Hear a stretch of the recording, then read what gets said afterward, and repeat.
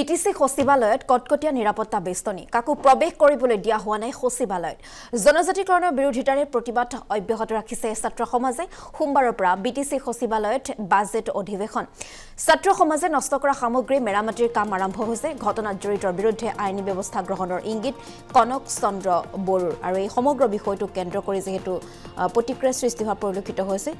জনজাতিকৰণ বিষয়টো যেহেতু তেওঁলোকে মানি ল'ব পৰা নাই যাৰ বাবে এইকেইদিন যথেষ্ট প্ৰতিবাদ বা যথেষ্ট প্ৰতিক্ৰিয়া অব্যাহত ৰাখিছে সংবাদ মাধ্যমৰ সন্মুখত নেতৃবৰ্গই আৰু আজি কিছু সময়ৰ পাছতে ছাত্ৰ সমাজ আৰু দীপেন বৰুৰ সৈতে এখন বৈঠকত মিলিত হ'ব বুলি জানিব পৰা গৈছে এই মুহূৰ্তত আমি আপোনালোকক দৃশ্যাংশ দেখুৱাইছো কটকটীয়া নিৰাপত্তা বেষ্টনী গঢ়ি তোলা হৈছে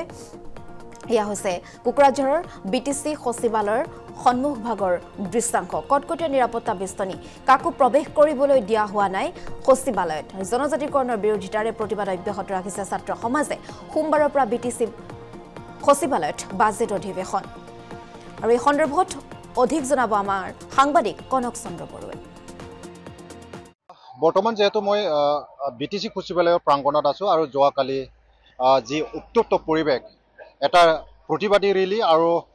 ধৰ্ণা কাৰ্যসূচীৰ পিছতে উত্তপ্ত পৰিৱেশ হোৱাৰ পিছত কিছু ক্ষয়ক্ষতি বিটিসিৰ যি সদনক ক্ষয়ক্ষতি কৰা হ'ল আৰু ইয়াৰ পিছতে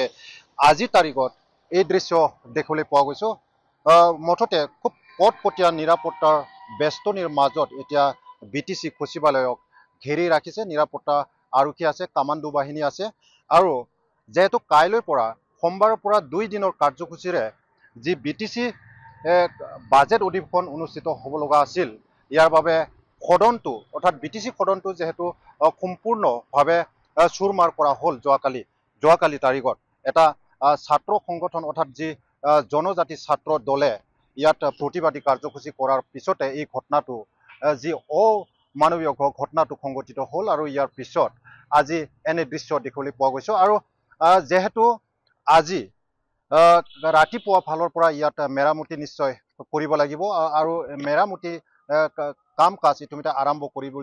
কৰি আছে বুলি ইতিমধ্যে গম পোৱা গৈছে আৰু খন্তেক পিছত ইয়াত বিটিসিৰ প্ৰধান হাগ্ৰামা মহিলাৰী আৰু যি বিটিসি সচিবালয়ৰ অৰ্থাৎ বিটিসিৰ যি সদনৰ অধ্যক্ষ বিটিসিৰ অধ্যক্ষ ত্ৰিদীপ দৈমাৰীয়ে উপস্থিত হ'ব বুলি ইতিমধ্যে গম পোৱা গৈছে কিন্তু এই মুহূৰ্তলৈকে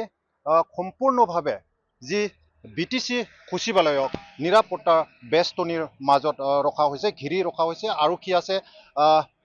আৰক্ষী দল আছে আৰু কামাণ্ডো বাহিনীৰ দল ইয়াত ঘিৰি ৰখা দৃশ্য দেখিবলৈ পোৱা গৈছে যাতে কোনো ধৰণৰ আৰু এনেকৈ অপ্ৰীতিকৰ ঘটনা সংঘটিত হ'ব নোৱাৰে ধৰ্ণা অৰ্থাৎ ৰেলীৰ নামত এনেকৈ অপ্ৰীতিকৰ ঘটনা সংঘটিত কৰিব নোৱাৰে তাৰ বাবে জিলা প্ৰশাসন আৰু বিটিসি প্ৰশাসনে সষ্টম হোৱা পৰিলক্ষিত হৈছে আজি তাৰিখত হয় ধন্যবাদ জ্ঞাপন কৰিছো কনক চন্দ্ৰ বড়ো এই মুহূৰ্তত আপোনাক আৰু কিছু সময়ৰ পাছতে যেটো আজি এখন বৈঠক অনুষ্ঠিত হ'ব সেই বৈঠকখনত অংশগ্ৰহণ কৰিব ছাত্ৰ সমাজেও যথেষ্ট আচলতে প্ৰতিক্ৰিয়া দেখিবলৈ পোৱা গৈছে এইকেইদিন সমগ্ৰ বিষয়টো কেন্দ্ৰ কৰি জনজাতিকৰণৰ বিৰুদ্ধে তেওঁলোকে মাত মতা পৰিলক্ষিত হৈছে মন্তব্য আছে আমি আগবঢ়াই লৈছো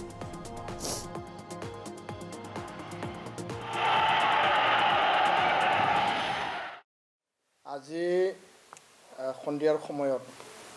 কোকৰাঝাৰ মাছমজিয়াত কোকৰাঝাৰৰ বিভিন্ন শিক্ষা অনুষ্ঠানৰ শিক্ষাৰ্থীসকলে বা ছাত্ৰ ছাত্ৰীসকলে এটা প্ৰটেষ্ট ৰেলী কৰা আমি দেখিবলৈ পাইছোঁ আৰু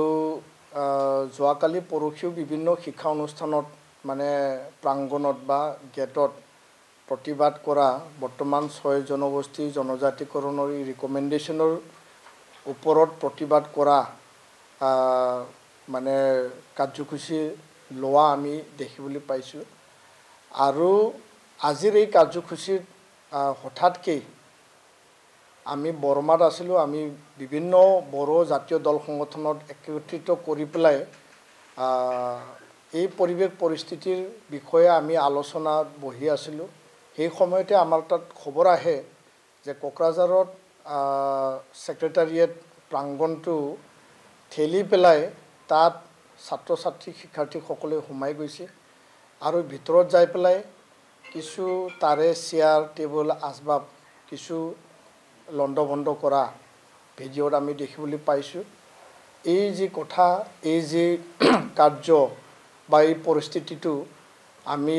গভীৰ দুখ প্ৰকাশ কৰিছোঁ আৰু যি ঘটনা ঘটিছে সেই ঘটনাটো ঘটাটো আমি কোনো কাৰণত